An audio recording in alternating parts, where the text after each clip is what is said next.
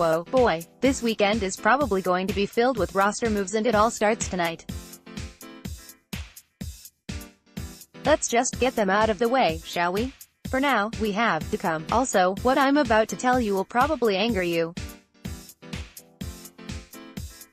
Just as the gang was getting back together and everyone was getting healthy, Brandon Belt left the game after the first inning, where he had one at-bat and struck out with a stomach illness.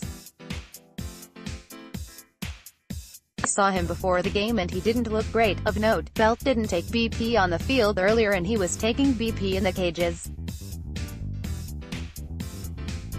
He was sitting by the cage and he looked really exhausted and pale. Carmen Q. At Carmen Q, June 2, 2018. According to the Giants, Belt left the game to go to the hospital and is currently being evaluated for appendicitis.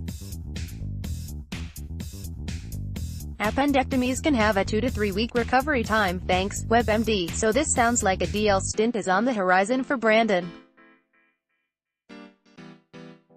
Bochy mentioned in his press conference that the outcome of treatment could impact tomorrow's roster moves, so it will be curious to see how the Giants handle this one. My guess is they play Pablo Sandoval at first until Belt is ready to rejoin the club.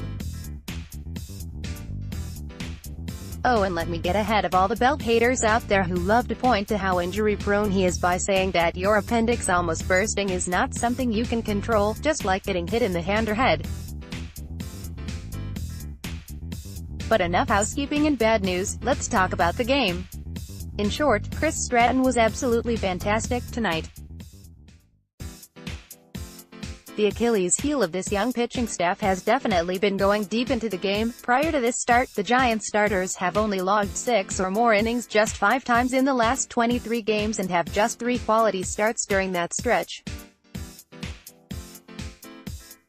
Stratton cruised through 6.0 IP using 95 pitches, giving up 4 hits, 1 walk, and fanning 7 batters.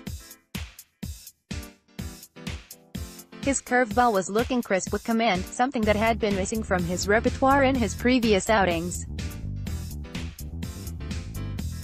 Bochy was very encouraged by what he saw from Stratton, quoting that he had everything working for him tonight, his breaking ball, curveball, slider, along with his fastball, and probably could have gone another inning if he needed to. The Phillies starter Nick Pivetta didn't seem to have the same command, and only lasted 4.0 IP with 5 hits, 3 walks, and 3 runs. The Giants' offense was able to get guys on, move the line, manufacture runs, and best of all, contributions came from up and down the lineup. The most encouraging thing from the game was definitely Panic's strong return. Despite a short rehab stint where he went 4 for 13 with a double on 2 RBIs, his re-entry into the big leagues was impressive. Panic ended the night getting on base 4 of 5 times with 2 singles and drawing 2 walks. A few other notes from tonight's game. Buster ain't having it. Buster Posey got hit in the elbow and was pretty mad about it. He was also HVP in last year's Philly series, so I'm guessing he assumed it was intentional. Retaliation in the books. I'm hoping not, because the Giants can't afford to lose another player to injury. The bullpen. Sam Dyson is starting to look like old Sam Dyson again. He's gotten his ERA down to 2.39 and he logged a clean inning and 3 strikeouts.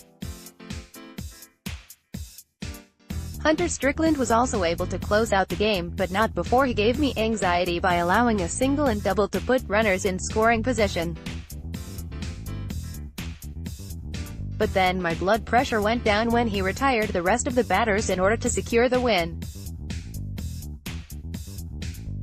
Stay hot, Brandon Crawford. All-Star voting is upon us and Brandon Crawford is certainly making a case for himself to secure a starting position if he keeps this up.